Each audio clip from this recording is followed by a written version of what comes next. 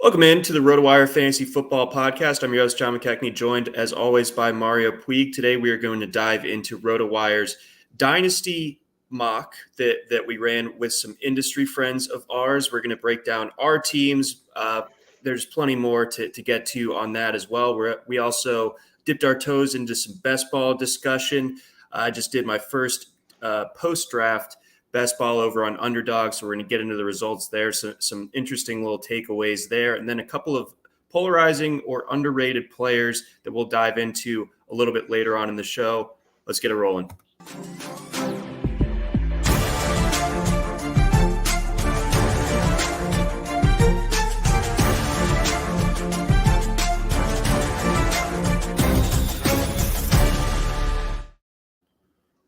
Welcome back in. This is the RotoWire Fantasy Football Podcast, again brought to you by our friends over at Dynasty owner John McKechnie and Mario Puig, hanging out with you on this Wednesday. We're a couple weeks now past the draft, so now we're starting to look ahead to draft season. We've got best ball season now kind of fully underway in some sense. For sickos like us, absolutely, it has begun. And of course, we're starting to see in your dynasty leagues, rookie drafts are coming out, all that good stuff. But for the RotoWire Fantasy Football magazine, which will be on newsstands this summer, I believe, we went ahead, and I think this is the first dynasty mock that's ever been in the RotoWire magazine. So dynasty getting a little bit more shine, a little bit more mainstream now. So we went ahead. Alan Seslowski, our man, went ahead and organized it. A bunch of guys from the industry joined in for it, along with yourself and I. So, Mario, why don't you just kind of give us a little breakdown on how this went for you? You were picking first overall, I believe, or is that correct? Yeah.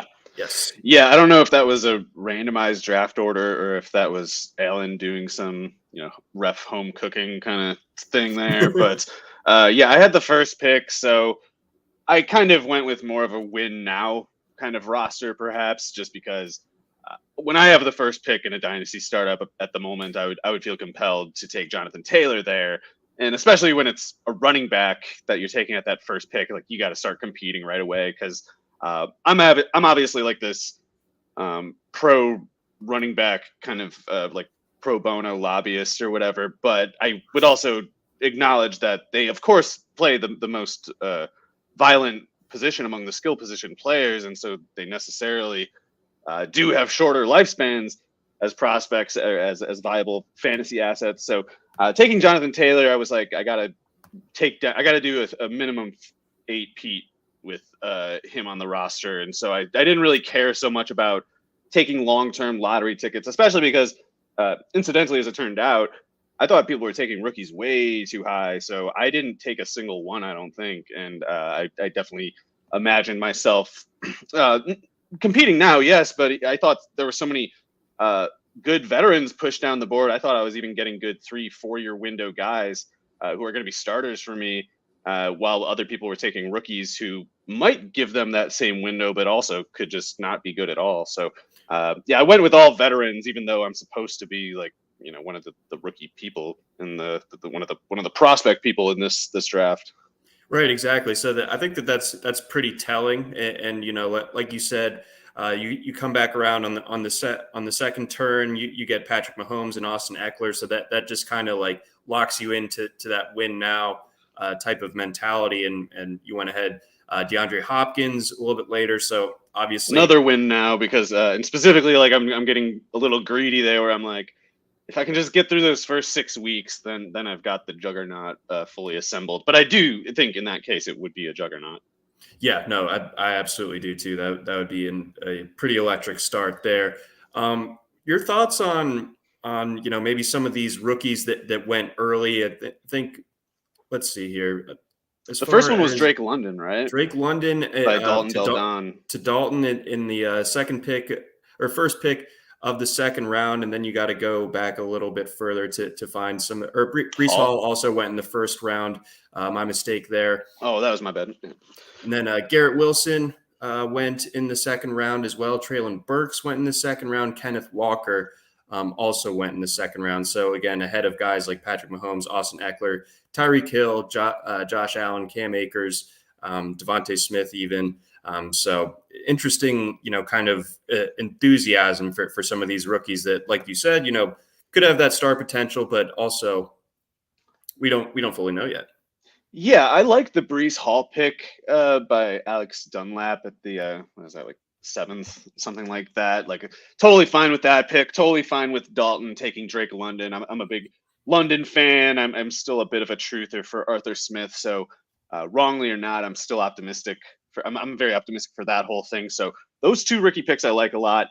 Pretty much the rest of them I don't really like. John, years of Ty Chandler in the second to last round. That's harmless. I definitely think that's a good one. But saw some guys that just might be out of the league pretty soon. Let alone the question of them sticking in the league and being good. And I'm specifically thinking about guys like Brian Robinson and the LSU running back. Those guys went pretty high over a number of veteran, proven players, including proven running backs. So that kind of stuff, I don't know what the thinking is there. I can't follow it. I can't follow it. It's not that I can imagine a reason that I just disagree with. It's like I can't think of the reason in the first place. Garrett Wilson too, I think, was a reach just because, I mean, he's a very good prospect, of course, and in a rookie dynasty draft, take him wherever you want, really, as high as you want, really. But in this draft, he went ahead of Tyreek Hill, Chris Godwin, Devontae Smith, bunch of guys, Hopkins and Gabriel Davis. Davis, I'm very high on. I think he should have gone much earlier than where I took him. So, and Mike Evans way down in like the 5th round, going like 40 picks later than Garrett Wilson. I don't think you want to be in that team spot, because if you're making that pick, you are not competing for at least a couple of years. And the team that takes Evans isn't exactly taking him at a price where they're losing prospect capital necessarily. Like Evans in the, what is this? This is Cody Carpenter's 5th round pick. So in the 5th round there, it's like he's going to get Evans, maybe a top 12 type receiver, especially if Godwin starts slow this year. And Evans is only like 28, 29. So that team could get 3 or 4 years of top 15 wide receiver returns from Mike Evans, while Garrett Wilson is just hoping that the Jets cut Zach Wilson and finally draft a good quarterback in 2 years, Right. So, I mean, I wrote up the rookies article for the RotoWire magazine, and, Wilson was such a tricky blurb to tackle because you got like 100 words to kind of sum it up for this year with these guys. And it's like, I think that the star potential for Wilson is pretty obvious, but I think it's just kind of presumptuous to say that he hits the ground running so well when not only you have guys like Elijah Moore and Corey Davis who are not scrubs by any means, and Elijah Moore might turn into something really, really good. Not totally sure what Corey Davis will continue to be necessarily. 1 year at most. Yeah, they're definitely done with him after this year, so we'll see if they get some other big guy or whatever. And then, that on top of the fact that, Zach Wilson could be just kind of an anchor if he doesn't take that step forward. So you look at that and it's like, well, you have 3 years of frustrating quarterback play for Wilson. And like, I don't care how good you are, like that's going to, be a drag on your fantasy value relative to maybe some of the other guys. Yeah. And I guess I should say too, this is a mock draft. And of course in mock drafts, people can do things more as like thought experiments or just to kind of be devil's advocate or whatever. Because there's no stakes. It's just, it's all hypothetical or whatever. So that can kind of explain some of these picks, I guess. But man, something like taking, let's see what this is. It's like Damian Pierce went ahead of Chase Edmonds and Damian Harris. It's like that's probably the snap leader at running back for the Dolphins and Edmonds, and then Harris is probably we got to consider him the heavy favorite to lead the Patriots backfield in production this year. And then he's a free agent after this year. And, if this guy's leading the New England backfield in production and then hits free agency, do we think he's going to go be a backup somewhere else? I don't really expect that. I think he must have gotten hurt if that happens. So there's just cases of like that where rookies who don't even really have actually as much upside as might be imagined. There's upside with these some of these prospects, but some of the guys go up the board almost, it just seems like, because they're new, fresh names that we don't already associate, bitterness with, even though we will in like 2 months. Yeah, so that'll come. The bloom will come off the rose. Maybe not too long from now with some of these guys. Julia, a regular viewer for our show over on YouTube, wants to know what are the weaknesses when it comes to Brian Robinson. Robinson is someone who went in the 7th round of this draft. Yes, so he went in the 7th. I believe it was like mid 7th. So yeah, he went a pick before Hunter Renfrow and 2 before Kareem Hunt. Kareem Hunt is going to be a free agent after this year, and in the meantime, he's going to play 30 snaps a game for the Browns. Like, you can't take Robinson ahead of Kareem Hunt. Tony Pollard is going to be a free agent soon. He was 3 picks later, and in the meantime, is the no doubt handcuff to Ezekiel Elliott. So I just mean cases like that. It's too early. Although in Robinson's case, I'll go ahead and say it. He's never going to start in the NFL unless players ahead of him get hurt. And once those players are not hurt, he will go to the bench forever. And I don't even think he's going to be in the NFL in 4 years. The reason I say that is he played for 4 years for Alabama and did basically nothing. He was he played a role for 4 years like most walk-on running backs do for a team. Like, you just play in garbage time. You'd get goal line carries when they're up 35 points against Vanderbilt or whatever. And that was his role for 4 years before starting in 2021 when, he took on the starting role for Alabama, but A, he averaged less than 5 yards per carry, and B, that was the 5th season that he only got because COVID afforded an extra year of eligibility to him. So if we try to imagine where Robinson would have gone in the 2021 draft, as a player who had a career high of 290 yards in a season, playing as the Alabama 3rd and 4th running back the entire time, he would not get drafted. It's not a question. He would not get drafted. He wouldn't go in 12-round draft, let alone a 7-round one, let alone in the first 3 rounds of one. So that's a problem for me.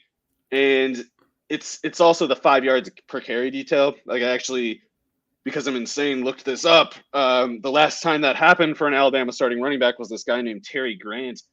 15 years ago. I was defaming Glenn Coffey. I was like, he's the worst Alabama back since Glenn Coffey. He's like, no, Glenn Coffey was way better than Brian Robinson. much better player. I love the dedication to really drill down to the absolute center of the earth to find that one. Hey, man, the only other thing I'll say is if it didn't work for TJ Yeldon, it sure as hell isn't going to work for Brian Robinson. And I also think not for nothing, but I don't think that Robinson even takes on the role that he did this past season if Alabama has better options, in the sense that if Jerome Ford didn't transfer, he would have started over Robinson. So there's that. I think that Trey Sanders, he's had some knee issues, so he's just not what he could have been, unfortunately. But Jace McClellan and Roydell Williams, I think that both of those guys, if they were both healthy, they were, I think, class of 2020, borderline. Is Roydell Williams the son of that Tulane receiver from 20 years ago? It's funny. Could be. I didn't expect to see that name again. It's in the South, anyway, but so Robinson had chances to play in those first 4 years. He could have gotten more onto the field. Better running backs for Alabama did. Then I guess part of it too is probably people are confused over the combine 40 times this year, and I'm sorry, they're all wrong. Every single one is faster than what it actually was. The one with the least discrepancy from his real time and the so-called official times is Pierre Strong, who was given a 4.37 after actually running a 4.39. In a case like Brian Robinson, it was initially reported as a 4.62, I believe, and then when they did the adjusted versions where everyone inexplicably was given up to a 1/10 of a second cut from their time, which has never happened before. Every other time it's always been the opposite. Every single combine, every single instance, you go from unofficial times to official times. The times get less generous. They get slower. This time they're saying they're a 1/10 faster in each case. No way. Especially not Robinson. He doesn't run a 4.52. He's Alfred Blue. He's too tall. He's not heavy enough for how tall he is. He's not fast enough for how too big of a target he is, being at the anchor deficit that he is at his height. He's just not going to play. And Jarrett Patterson will run ahead of him this year. There it is. All right. So that's a good, I'm sure we'll unfortunately have to circle back on Brian Robinson, because I feel like Well, when Gibson breaks his toe again or whatever, then he'll play. Yeah, then we'll have another troll feeding at that point. But for now, that this is a take the kind of bad, like the draft capital absolutism. Before that really became a thing, I feel like a lot of narrative would always be like, this team drafts like crap all the time. So why would you put stock in a team that drafts like crap? Well, even if you want to do that, they took him in the third round. It's like that. They took Gibson in the earlier third round already. Like he's a later pick than Antonio Gibson, and he's just there's no indication he'll be an NFL viable running back. Other than that, a team that always makes bad decisions probably made another one here. That's about as weak of a case as I can imagine.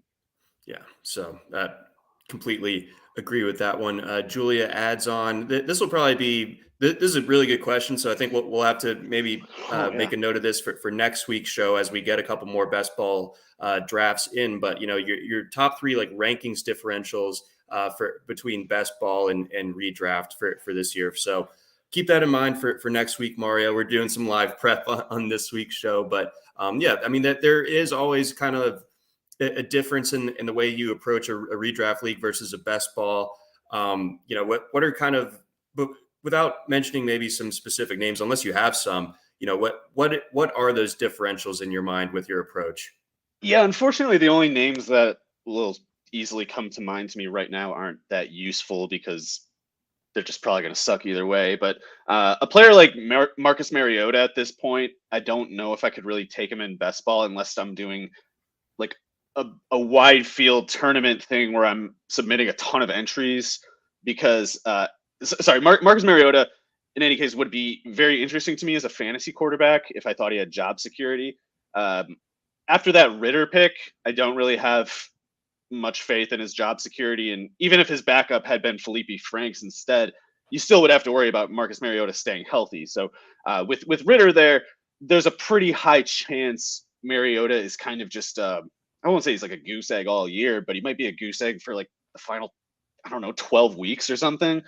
And in best ball, I don't think you can really afford that. Like in best ball, you can't be getting zeros right off the bat. Like you're going to have enough guys getting hurt as it is. Like you're going to need luck to make it to the finish line. You can't set yourself back by taking on cases of players like Mariota who could just end up not playing really, beyond September or whatever, if that. But in redraft, I would be very interested in Mariota as like a last round pick or something like that, because you can just cut him in redraft if he turns out to be the zero that you're worried about. But in best ball, you're just stuck with him in that case. So just in the meantime, before we hopefully can think about that more and put together a more helpful list, I would just be more leery of ending up with total duds in best ball since you can't change your roster. And in a tournament setting, there's of course like upside to consider in a player. Even if they end up a 0 9 times out of 10, if they give you a 1 time out of 10 where they're a huge value in a tournament setting, it still makes sense to go with it. But in the meantime, I would rather take quarterbacks who I'm just totally sure will start, barring injury.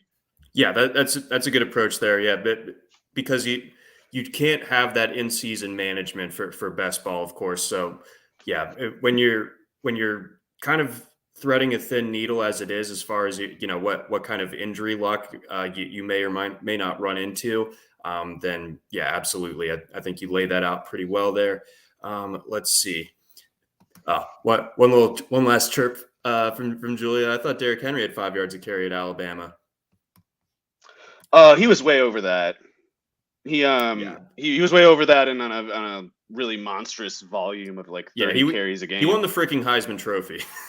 Yeah, if I had to pick a running back from Alabama in the after Terry Grant, who was the Saban era. Yeah, I mean Kenyon Drake is the worst one, I would say. I think Drake's even worse than Yeldon, as bad as it turned out for Yeldon. But those two, it's like they were both, especially Yeldon. He was a star at Alabama. I guess Drake was just kind of a backup to Henry most of the time, and Lacey before that. But Yeldon was a star there. Robinson is kind of a similar player. He's like 6'2", 2 whatever it is, and not heavy enough for how lanky and tall he is. Just a worse version of Yeldon, which basically makes him Alfred Blue, I think. I'll always like to picture an alternate universe in which Bo Scarborough was actually Oh, right, Bo. delivering the Yeah. hype. Bo Scarborough, definitely better than Robinson also. Maybe not as durable. Yes, unfortunately, yeah, the durability was kind of the downfall there. Scott wants to know biggest riser and faller after the NFL draft. So, for me, the fallers would have to be, at least if you're looking at these guys for redraft, would have to be Traylon Burks and Garrett Wilson. I'm not Garrett Wilson. I'm sorry. Traylon Burks and Jamison Williams. I As a think that, faller? yeah, I would say. Oh, I would say don't you my like the view on Titans them. spot? My view on them is worse than it was going into the draft. I Oh, think that wow. it couldn't have been worse for Williams, and I think Burks is going to get overexposed. So But I got to ask, take. is that because Burks was less convincing as a prospect than you thought before the draft, or because you're specifically concerned about the Titans? It's a combo of both. I think that the going to Ryan Tannehill and like just penciling him in to have the AJ Brown type of role, where AJ Brown, when he played last year, like a 27% average target share per game, like he can't handle that. I don't think, and I think that he's going to have a rough learning curve, and I think it could go. I'm not saying that he's Laquan Treadwelling, but like I'm worried. Yeah, I mean, fair enough. I'm a little concerned for Burks, if only because they are putting so much on him right away that you could easily forgive him if he were a little bit shaken by these expectations. I don't know if you really expected to be to be AJ Brown his rookie year, so maybe he's reeling from that. I don't know, but I'm intrigued by Burks' upside there. I mean, it may a lot more risky than a player like Drake London, I would say.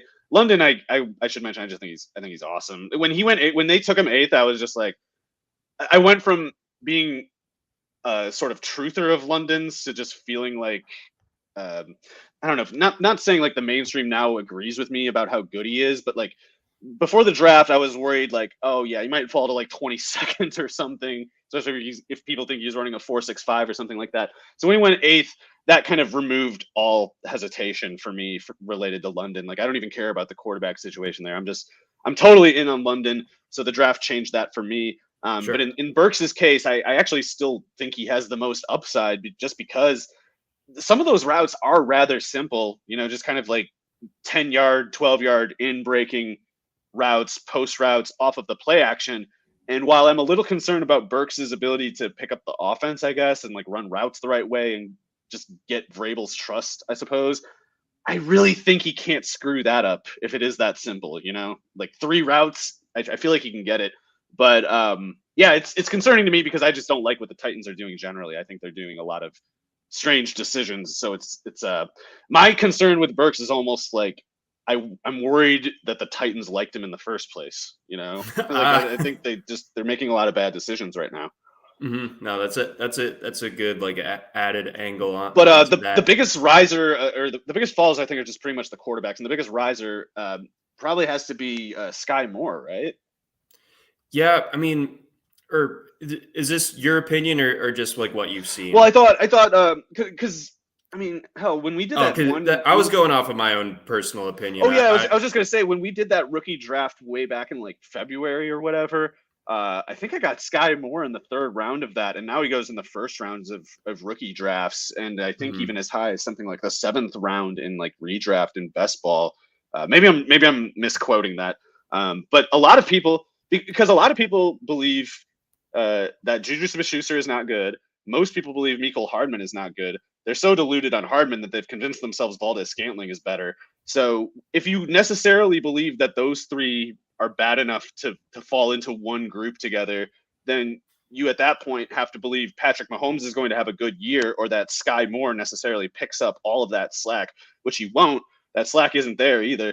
But that's save this for the end of the show. I know. We got a whole sorry. on this. But yeah, we will get there. I didn't mean to fully cut you off. I was kidding. No, it's a good thing you did.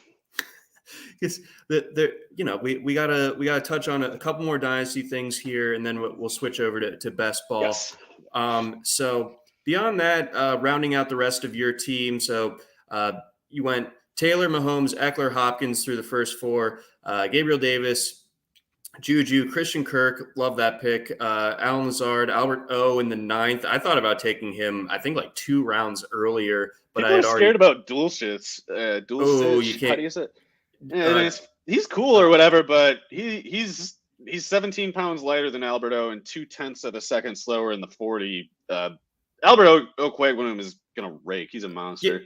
Yeah, I guess like the one thing that I did notice when I was going into the research on Dulcich a little bit was that, you know, and I don't know if this was necessitated by just the lack of receiver depth that the Packers had last year, but they ran a lot of 2 tight end personnel. So I think that Dulcich like could have a path to getting on the field. But the problem is, unlike the Packers, where like you had Devontae Adams and then it was just kind of like up for grabs. Elsewhere, like the Broncos have a loaded receiving core, in my opinion. Between like Sutton and Judy and Tim Patrick, and then you have Albert O. Like the target KJ pecking order. Hamler? Yeah, so like all of that, I think is the bigger problem than necessarily the offense. We'll have to see if Hackett brings it like that 2 tight end, like the usage the same way that he did in Green Bay. But if he does, then I could see Dulcich being on the field. But then, you can also apply the old axioms about, rookie tight ends struggling. And, it wouldn't shock me if he did. Yeah, I like him. And I thought he was a fine pick by the Broncos. I even understand what Hackett meant when Hackett was saying, like, we don't have anybody like him. Let's go get him. It's like, yeah, it's good to have as many different types of qualified football players as possible. And Dulcich could very well be that.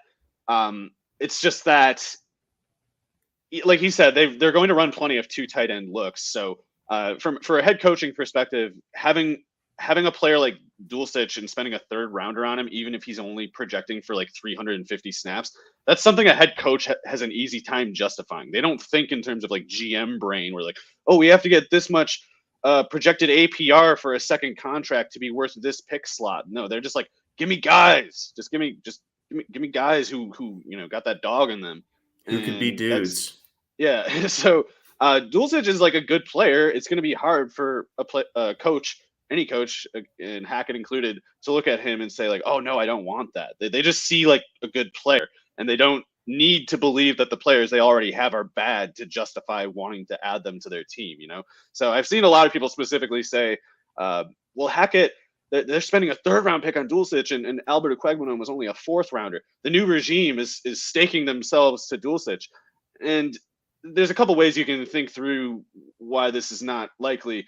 One is that Albert Okwegwinum would not fall to the 4th round again if he were in the draft again. If you can't get past that one step when you're running the whole draft capital scenario thing in your head, if you can't convince yourself that the player you're assigning the capital to would actually go in that round again today, then it no longer applies. So at worst, this is more like 2 3rd rounders competing against each other. And yes, the new regime picked one but not the other, but they've been with neither of them. Hackett has not coached Dulcich. They're both starting from scratch. So when starting from scratch, I'd rather have the guy who is 17 pounds heavier and 0.2 faster in the 40.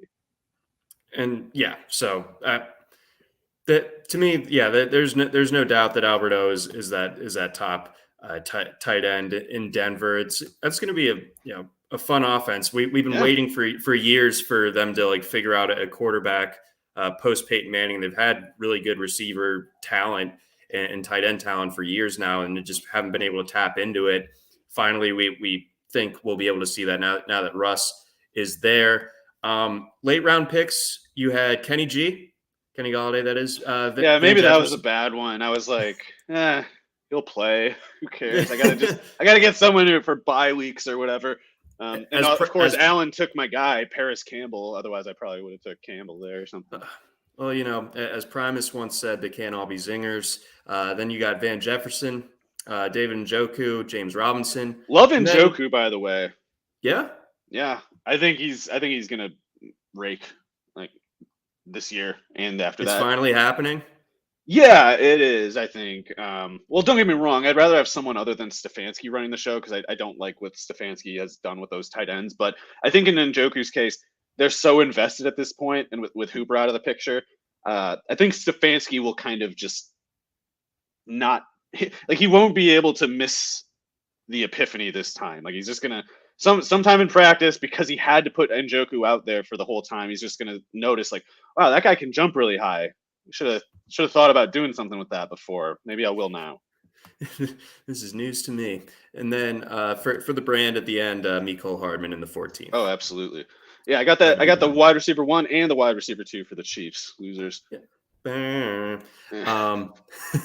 Let's get on over. We'll run through my team real quick. I picked out of the 10th spot. Got Cooper Kupp, Jalen Waddle, and then this is where the running back deflation really worked in my favor. To be able to walk away with Alvin Kamara and Nick Chubb as my 3rd and 4th picks was just awesome. I was really pumped about that. Really excited. I think that both of those guys are definitely still in their prime, so that they helped me in that win now window. Lamar Jackson in the 5th. I think a healthy year from him. I know that there isn't a ton of help around him, and the offense can be clunky at times, but Lamar is still a stud. Before his injury last year, he was starting to do things that we hadn't seen from him before, leading the team on these double-digit comebacks, being asked to do more as a passer and succeeding with those added expectations. So in on him, not worried about the injury from last year also, so that no worries there. Darren Waller, a couple reaches here from me, admittedly. I would guess. Wan'Dale Robinson in the 7th. Gus You think Edwards Waller in the 6th is a reach? No, that Waller I liked. After Waller. Okay. I was gonna say, I like that Waller pick a lot.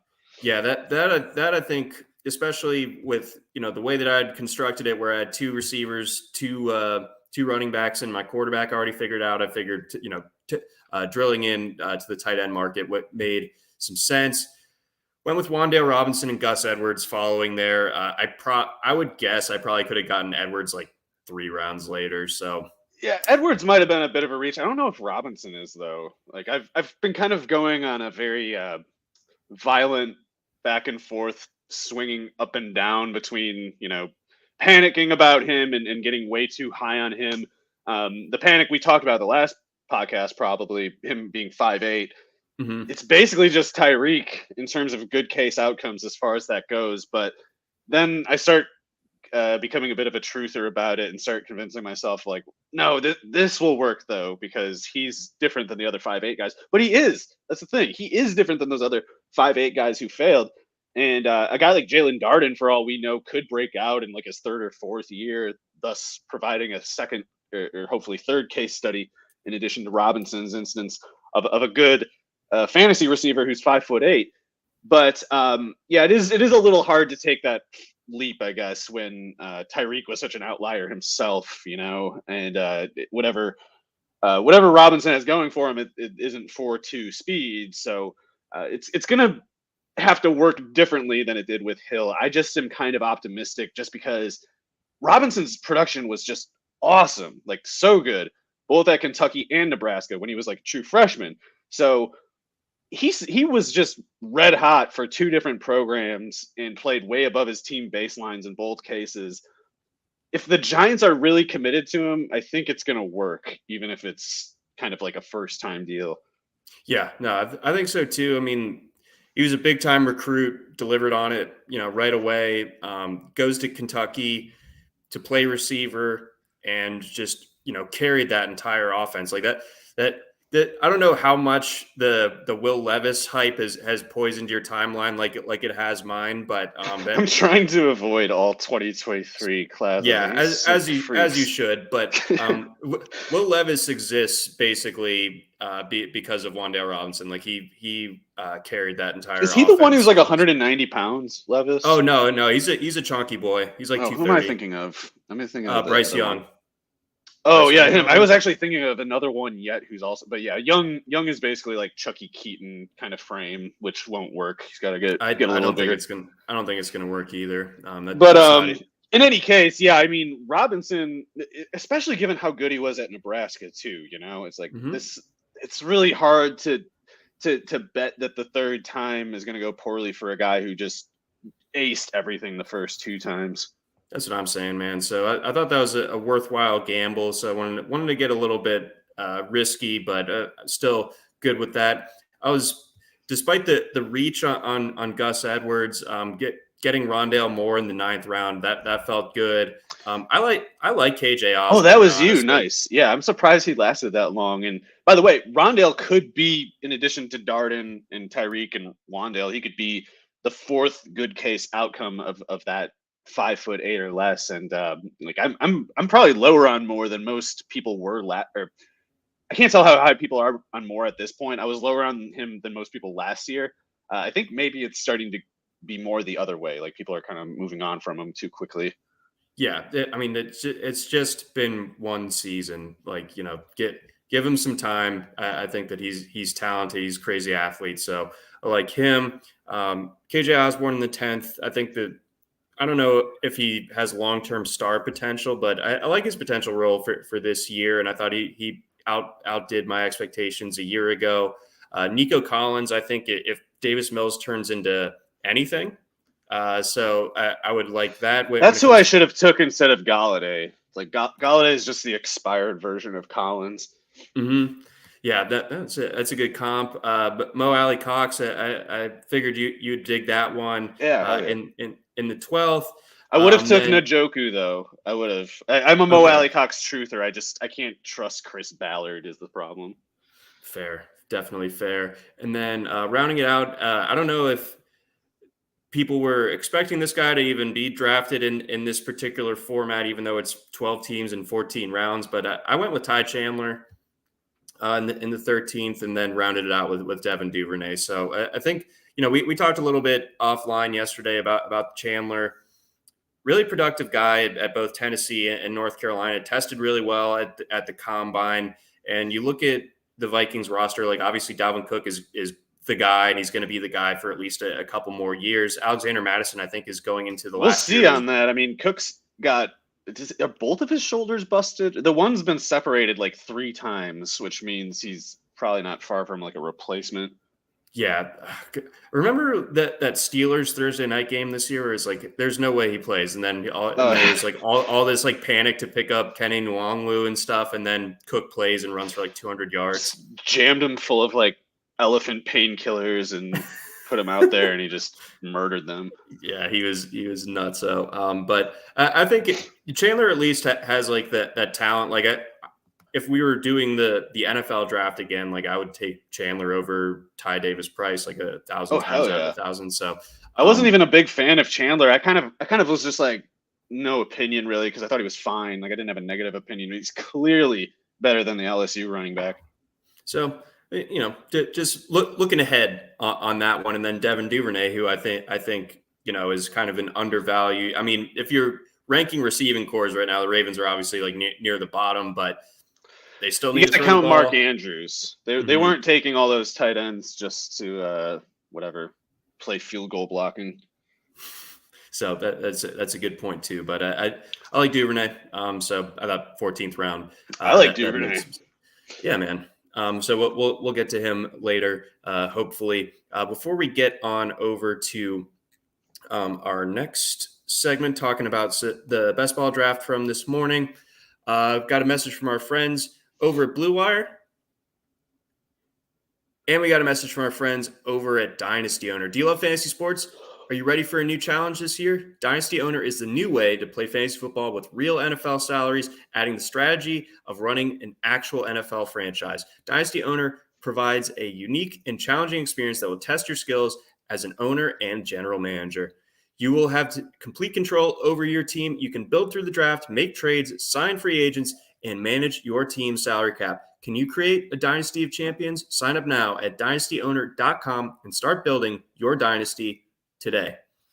All right, let's get on over to the best ball draft. I think after doing like 1 million best ball drafts last year and never once, and I guess thankfully in hindsight, getting the first overall pick, I got it this time. And what did I do? Jonathan Taylor, of course.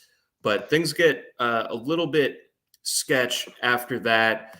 So many receivers come flying off the board. Unsurprisingly, Cooper Kupp goes second. Justin Jefferson goes fourth. Jamar Chase, Devontae Adams, also first rounders. Stephon Diggs, Tyreek Hill, Deebo Samuel, CeeDee Lamb, and Mike Evans all go off the board before my second pick. So I'm just kind of pinched a little bit as far as receivers go. And I went ahead and I took A.J. Brown. So that's a bet on talent. I don't know if the Eagles thing is going to work out. I don't know if Jalen Hurts is going to work out, but having A.J. Brown there gives it a shot of working out, of course, and then some. And it's not like A.J. Brown was a function of good quarterback play in Tennessee, really. Like he, if anything, was the one that was dragging that along. Right. And I guess for what it's worth, I was definitely skeptical of Jalen Hurts going into last year. I don't think I was wrong to be skeptical of him. I think he really is limited as a passer, and I don't really think there's much to be done about it. I thought in most games his numbers looked better than they actually were. Like I thought there were a lot of points where it was just so ugly with Hurts that I could barely keep watching. There's a lot of garbage time production. Absolutely. Yeah, especially as a runner. And though he had some good stretches as a passer, by the end of the year, it became clear every time you take that sample over 30 pass attempts, you're begging for him to fall apart. And I think that's still the case, but I'm pretty I don't want to just say it'll definitely work or anything, but I'm not exactly worried about Hurts with receivers like these. As long as he's got A.J. Brown, Devontae Smith, and Dallas Goedert on the field, I don't know.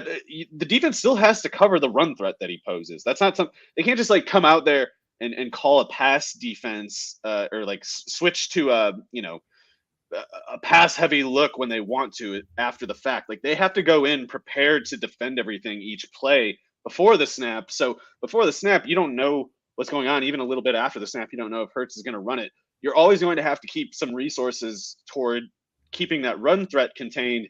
And to do it, you have to take away from your pass defense resources. So I might be concerned about Hurts' ability as a passer in general, but in that particular scenario with receivers, particularly as good as these, I don't know. I'm not sure he can screw it up. I'm not sure a quarterback worse than him could screw it up.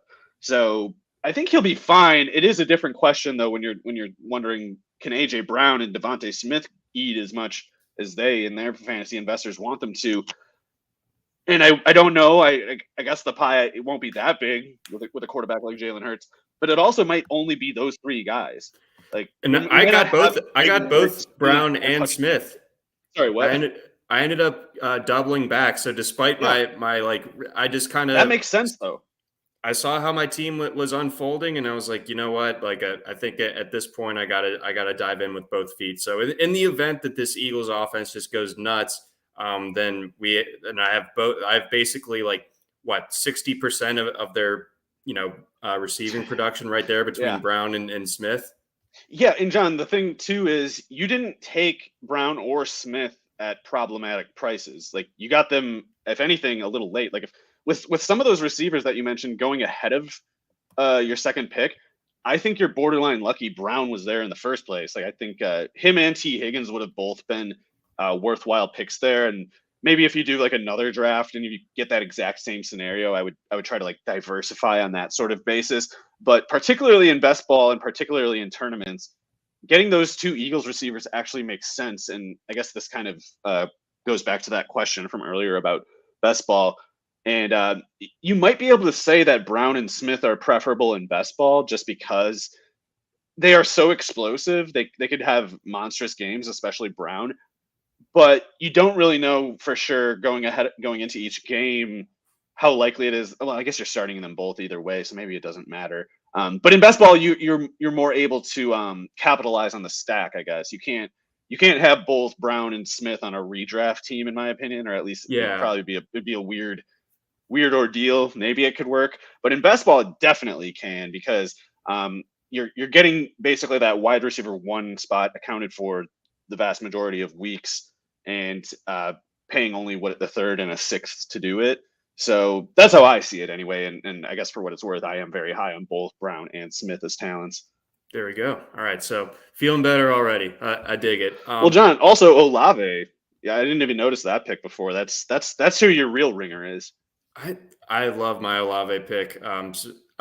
So I went ahead and got him. I really do like my receiving core overall. So moving Olave is your forward. wide receiver 5 with St. Brown as your 3rd and Devontae as your 4th, I think is more than good enough, especially when you have Taylor and Kyle Pitts.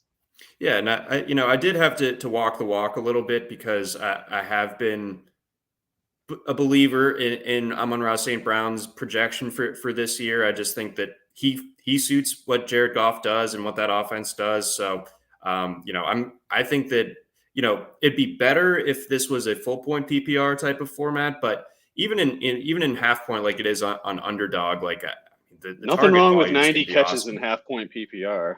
No, so I will take that all day. Got a couple comments here from Julia, just a couple of quick hitters, so don't have to spend too much time here. But Burks or London fantasy points per game. So just which one do you prefer this year? I do think Burks has more upside, but I still take London practically because I think he has plenty of upside himself and a higher floor by quite a bit. Waller or Hawkinson?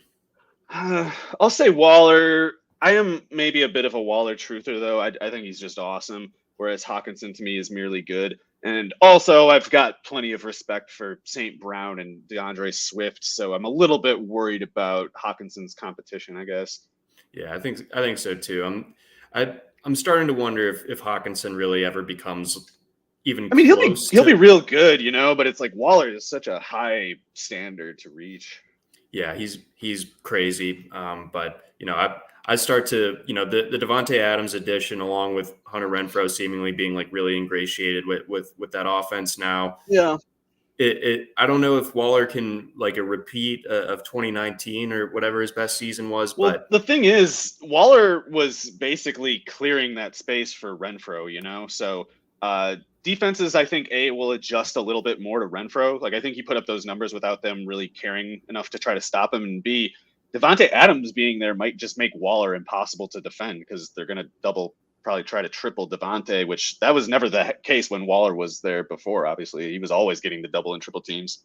Yeah, because they had some semblance of, or some combination of promising but not at the moment particularly threatening receivers on the outside. So defenses could definitely cheat to slow Waller down as best as they could. And then last one real quick, J.K. Dobbins or Gus starting week 1. It's got to be Dobbins. I mean, Dobbins. I like Edwards, but Dobbins is one of the best.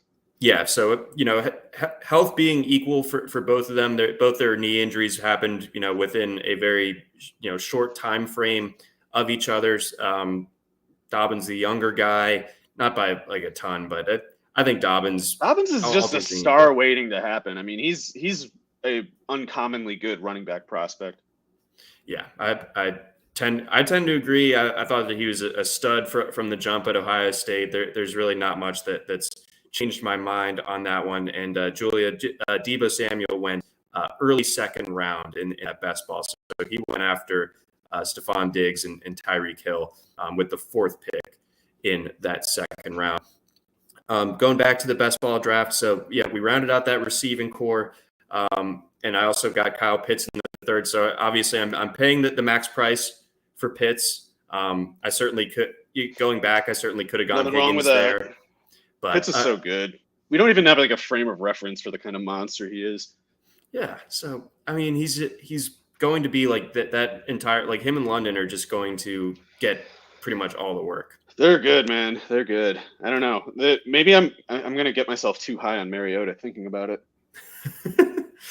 I got Justin Herbert in the 5th. I didn't end up with any of his pass catchers, so that's bad process. But again, knocking off the rust. In half point PPR, and I don't even say so. I wouldn't even say so in half point PPR. I mean, Keenan Allen is the best receiver, and he's, you're basically getting Amon-Ra St. Brown, like 3 rounds later for the same numbers as Keenan Allen. Like that's better than stacking with Allen at a higher cost. That's a good little spin zone there. Probably a reach here, but I was getting real scared about my running back room at post Jonathan. Still didn't have one.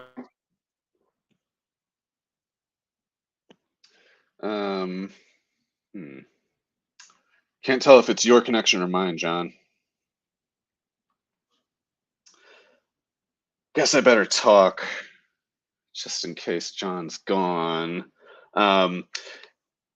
I'll talk about the running backs that John was picking. He took Damian Pierce in the 8th round, Ramondre Stevenson in the 10th, Chase Edmonds in the 11th. Why the hell is he going third out of those? Khalil Herbert and Tyler Algier also rounding out John's running back roster. So got My back. Can you see me? Oh, can you hear me now? I can. I was just putting you on blast for your stupid running back picks. Good. But not really. Well, I do think it's odd that Chase Edmonds fell that far. But I think it's an awesome pick that you got him there, even if I would I'd probably have to rank Edmonds way ahead of Damian Pierce, to be honest. Okay. All right. Well, I'll take it. I got to take a closer look at Edmonds, especially in light of just Granted, he is better he's better in full point PPR, I guess I should say. Yeah, no, he is. But, it's an island of misfit mascots or whatever that down there in Miami when it comes to those running backs. So I don't know which one's going to emerge. Don't stare at the sun. For you and this team, definitely Edmonds.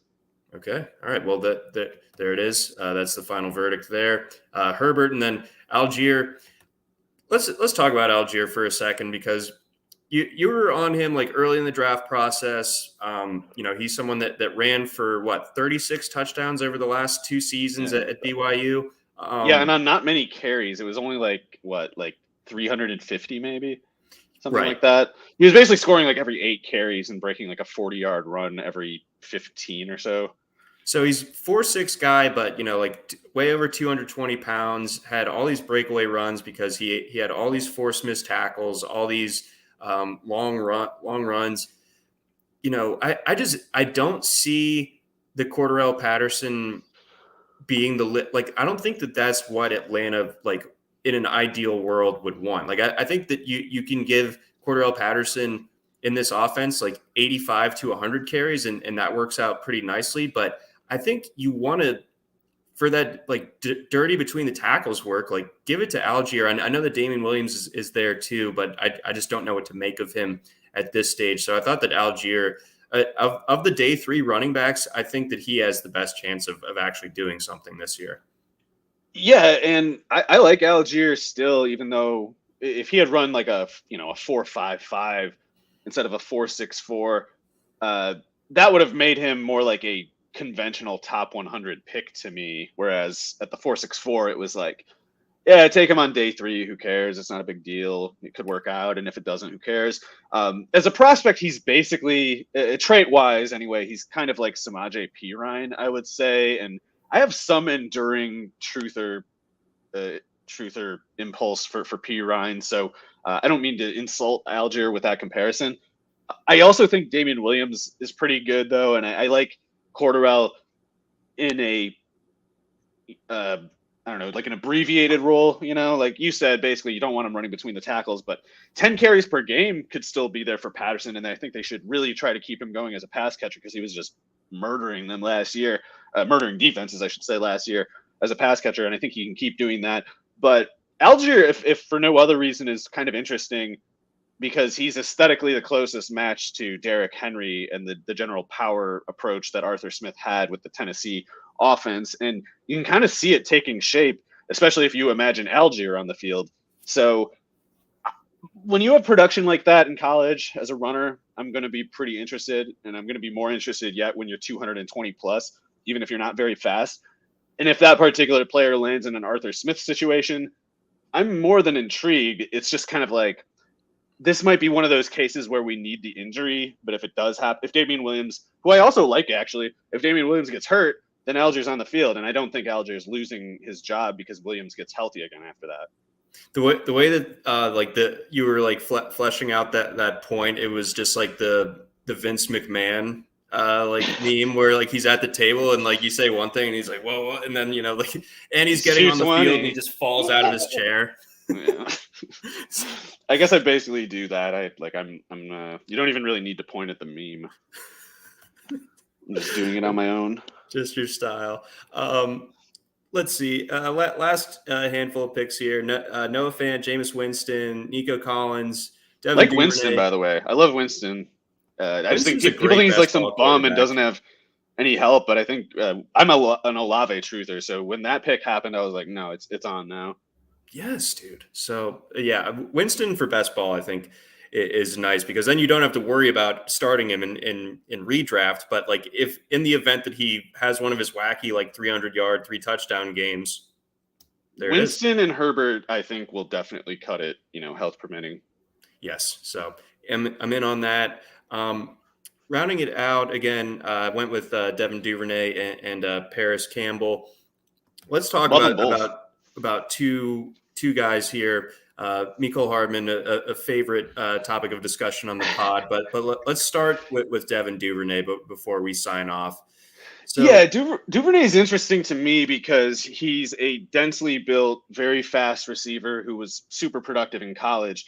And when you break down his traits, going on a trait by trait basis, you don't really find a red flag. Like if there's one issue with Duvernay, I guess it would be he doesn't run certain routes that well. Like he's not like a flexible receiver exactly. Like he kind of looks and runs bulky. So maybe there's certain like Deontay Johnson quick twitch things that he can't do. But he's known for very specifically having great hands, and we know that he's great after the catch because he's already whatever limitations he might have, he's already established as one of the NFL's more dangerous open field ball carriers for All-Pro as a punt returner. Right. So this is a fast guy with great hands who is very productive and is tough to tackle after the catch. I feel like this should be pretty easy. I think that kind of player is easy to get involved. My hang up is Greg Roman, because I think Greg Roman is just absolutely one of the worst offensive coordinators of distant memory. And I think it's in his nature to look at a guy like Duvernay and say, oh, you're good after the catch. You're good on little gadget plays. So we'll not use you on any other types of plays. We won't give you a chance to show how good you are because I've got it all in my head that, oh, it's smart to use him this way, this one way, and then you use this other guy this other way. And it's like, no, just give Duvernay the ball, put him on the field, let that speed play, let those hands, let that yards after the catch ability play. That kind of player, I think, will just work themselves out if you just give them opportunities without obsessing so much about like the specific scenarios you're putting them in. And speed like that will play downfield. By the way, he's the fastest player aside from Lamar in that offense by far. Like Bateman is slower than him, even though he's about 10 pounds lighter than Duvernay. So when particularly given the way Duvernay broke out as a slot receiver at Texas his senior year, I'm inclined to buy in if he's getting the snaps. I guess I don't know if he's going to get the snaps. They could still have James Prochet stealing snaps from him. I expect Mark Andrews to play more receiver than he has in previous years, and he already played plenty of receiver. I think Andrews basically playing receiver is why that Marquise Brown trade happened. So those are the things that I'm waiting to see how it shakes out. But if Duvernay gets the snaps, I don't know if you can stop a guy like that forever, even if you do, as an offensive coordinator, for some reason want to. So, I mean, and just looking at like the broader context of the Ravens offense, like the Marquise Brown trade happens and they go ahead and eschew drafting a receiver the rest of the way. Like, I think that's a signal that they believe in one of Devin Duvernay, James Prochet, or Tylan Wallace. And based on the roles from last year, it would be Duvernay as kind of that next guy up opposite Bateman. I think there's going to be a lot of pressure on Bateman this year to perform, of course. And I think there were signs. It's an incomplete sample because he, comes off the PUP list in week 6. Lamar Jackson only plays like a handful of weeks after that. So he's getting like, half of his sample is Tyler Huntley tainted. Not that I hate Tyler Huntley or anything, but I mean, he's not Lamar Jackson. But I like Bateman, but I think that there's room and there's value, especially in your fantasy drafts, when the potential number 2 receiver in what could be an explosive offense, number 3 target, because I mean, obviously Mark Andrews. Sorry, I was grimacing because I was worried I made noise into the feed. I wasn't grimacing at your comment. No. I was just kind of getting it straightened out on the fly, but I don't know if there's another guy who fits that mold of having that potential projected role who's going that late in fantasy drafts with like that level of like it finally clicking, potentially happening. Yeah, and also the Ravens don't have anyone other than Bateman and Duvernay who can line up outside at receiver, which is weird. Well, Wallace could, but I even think Wallace, like Prochet, was more of a slot ideal kind of target in the NFL because he's neither big nor fast. But Duvernay to this point has mostly played in the slot. Like they basically just put him in the slot to do bubble screens, more or less. So it's interesting because I feel like they're either by the way, Mark Andrews usually plays in the slot as opposed to far outside, so I'm not imagining Andrews is picking up the snap. We might actually see a base loadout for the Ravens where like Duvernay and Bateman are outside and Prochet is in the slot or Wallace is in the slot. And then, of course, Andrews is going to play plenty of slot snaps too. So if they're ready to put Duvernay outside, I have to believe they think he's ready for more, because that's the one position where you can't avoid the jam. And like maybe Duvernay's not great at evading the jam. Maybe he's too kind of like bulky and big of a target, and like maybe defensive backs can kind of get their hands on him. But if that's not an issue, there's no conceivable issue. He is a fast guy with great hands who is really difficult to tackle. Like what else are we waiting for him to do? Okay. All right. It's established. Get yourself some last round Devin Duvernay while you can. I'll co-sign that. Yeah. I hope I'm not jinxing him, but I do think it's his time. It's got to be. Yeah, it's sink or swim for sure. I think he at least gets the shot, and that I think is worthwhile enough late in drafts. And then your piece on Mecole and the Sky Moore addition, because I still can't figure out what how this Chiefs offense is going to look without Tyreek Hill. I think that's just such like a huge. I'm not sure they know. I think they're entertaining going more run heavy too. Like I can imagine. By the way, I love Isaiah Pacheco, their 7th round their rookie running back out of Rutgers. I think he could be a total monster on that team. Like I think he could be really, really good on that team. Ooh. But we got to lay it. Also, I think Ronald Jones could be good on that team is the problem. So it's easy mode playing running back on that offense. And I'm sure Ronald Jones can do something. So yeah, maybe they're going to run a little bit more. Valdez-Scantling, by the way, part of his appeal is that he's got a blocking advantage on corners against him. You don't even really need to imagine him as a pass catching target specifically.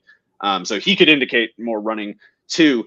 But in any case, the Sky Moore question and Juju Smith-Schuster, I guess, question, how you think through all of these individual players kind of dictates your valuation, and Sky Moore being the new one with no recent bitterness in the case of Juju getting hurt the last 2 years and generally being a fantasy bust, or Mecole Hardman, people getting so insanely pissed off at him for not coming through when he's a chalky DFS pick and not coming through as an 8th round upside pick in the case that Kelsey or Tyreek gets hurt, which neither did really. Those people all have to believe that Juju and Mecole are bad. So they either have to believe Marquez Valdez-Scantling is good or that Sky Moore is good. And they're mostly going that Sky Moore is good. Sky Moore is good. I like him as a prospect. I thought he was a good pick. But people seem to think Mecole Hardman just never produces or something like that. And I would bet you almost any amount of money, any of these people writing off Hardman, be it to explain Marquez Valdez-Scantling hype or Sky Moore hype, I bet they couldn't pick out of like a blind multiple choice question the per snap production that Mecole Hardman has had, which, by the way, he's been playing from ages 21 through 23. Those were his 3rd through 5th seasons playing wide receiver at any point. Like he was a high school quarterback, played corner his first year at Georgia. So he's just not been playing wide receiver as much as many of these other receivers we're comparing him to, and he's younger than most of them too. So that's worth keeping in mind. But if you take Mecole Hardman's his production from this point, and you project it over 1,000 snaps, you get 79 receptions for 1,122 yards, 8 touchdowns on 67.5% catch rate, 9.6 yards per target. I would bet almost any amount of money. The average Hardman critic would say something like, probably like 50 receptions for like 700 yards and like 3 touchdowns. And like he probably catches 55% of his passes for like 7 yards per target. There are very few receivers who have the production on a per snap basis that Hardman has to this point, and almost none of them are recent corner converts or playing from age 21 while converting from corner to wide receiver. So I'm not saying he's a perfect player. He's definitely got limitations. He's never going to have great hands. That was never supposed to be his appeal. He'll probably never be a truly advanced route runner. It just doesn't seem like him. But he's already shown a certain level of play, and so if you believe Marquez Valdez-Scantling and Sky Moore are going to run ahead of him, you should be able to commit to the prediction that they will catch upwards of 68% of their passes at 10+ yards per target. Because anything less than that is worse than Mecole Hardman. What happens, or explain to me when it comes to Mecole, It's interesting looking at his player data over on RotoWire. Again, if you haven't checked him out, the RotoWire player pages are great. There's good visuals, a lot of good numbers to dive into. Why did his ADOT, obviously his role changed in some way last year, where his ADOT in 2020 was 10.4 yards downfield, and then they used his speed last year to just send him 6.8 yards downfield, like one of the lowest percentiles among NFL receivers. I mean, that's what you do with like your big slow guys, not Mecole Hardman. With Tyreek Hill gone, do they start sending him downfield again? Is he their best downfield weapon? Well, Valdez-Scantling can definitely make the safeties turn and run too. So sure, if there's a decoy function in this offense, it could be Hardman, it could be Valdez-Scantling. I don't really know. I definitely think they should have been getting him more downfield targets, and I'm sure the reason they didn't, that at least they tell you, is, well, teams are giving us so many too high looks, we couldn't. They were just sitting deep all the time, and so we had to go underneath. And last year, especially, that doesn't really make sense to me, because it's like, even if they're playing just too high every snap, you should have been sending Mecole that far downfield anyway, so he could have been the decoy. Because when Tyreek Hill and Travis Kelce are there, make Mecole Hardman a decoy to free them up. But they were giving him targets underneath, as if like trying to get, I don't know, the defenses to pull up a safety or something. And I don't know why they thought that would work, or if that was what they were doing. I don't really know, but it definitely was something to do with like defenses realize we have to stop letting Mahomes bomb on us all day. So we're going to put two safeties back and say, whatever, throw it to Darrell Williams for 10 times for 120 yards. That's better to us than letting Hardman and Hill get deep. So maybe that's it. If so, running the ball better this year would be a good way to break up the too high. The way you beat the too high is by running until they put the safety up, and then you go deep on them again. So I'm optimistic that Reed will find some kind of way to get this going. And in the meantime, I think the way people just act as if Hardman straight up won't play is completely ridiculous. And it's certainly not based on anything other than like assumption that, they signed it Valdez-Scantling recently and they drafted Sky Moore, so they hate Hardman. If you want to reason that way, that's fine. And certainly there's nothing you can tell someone who believes that. It's like they lost Tyreek Hill. Like they need to go get guys. Hardman has only been very good overall. And to the extent that people criticize his play, the things that they criticize his play over, if those criticisms didn't apply, if he caught every pass they've always bitched about him dropping or whatever, he would have been an almost perfect player. He would have been not just merely good, he would have been one of the very best. And if you can't find range in the middle for a player, you're just fixating on things that don't matter.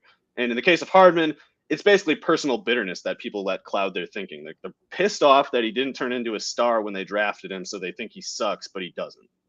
Yep. So don't grind your axes. Go ahead and take a look at what. Don't take Sky Moore in the 7th round unless I'm in your league, please. Yeah, he went, I think, 8th in this one, or in the 8th round of this draft. Yes, I like Sky Moore. I was one of those people telling people about Sky Moore in the first place, and I'm telling you now, don't do this. Please. Yeah, so he went ahead of yeah. He went ahead of Christian Kirk. He went ahead of Chris Olave. Christian Kirk is going to be the number 1 receiver for an NFL team. Sky Moore, we got to worry about Justin Ross playing ahead of Sky Moore, let alone Mecole Hardman. See, all right, there it is. That'll do it for us here on the RotoWire Fantasy Football Podcast. Again, brought to you by our friends over at Dynasty Owner. For Mario Puig, I'm John McKechnie. Thanks for listening. Try RotoWire today, free for 10 days. Get our premium tools, rankings, analysis, and breaking news alerts. No credit card required. Go to rotowire.com/try.